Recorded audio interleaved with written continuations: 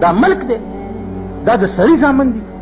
بیګا دکان نه راووتمه کور ته تلم، دلته یو جنج را روان، چې جنج را روان و دا بینډ دلته د مخامخ ځای سره ودرولو، دا هلکان ورته اوس ګډي.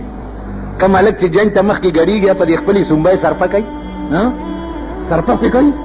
پلاران هم په دې جنج کې روان او زوی ډمانو ته ګډي.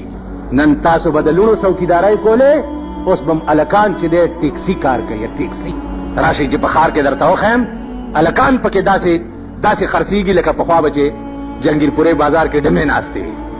نن د ډمو په ځای د هلکانو سپلۍ کي. دا ستا وطن لعنت په دې ملک، لعنت په دې ملک، لعنت په مونږ شه چې مونږ وایو چې مونږ پاکستانیان. دا مسلم لیگ پکې وایي پاکستان نه مني. و دا پاکستان ستاسو کپاره وچیچه، دا پاکستان ستاسو په ویرو کا، دا پاکستان هم کباب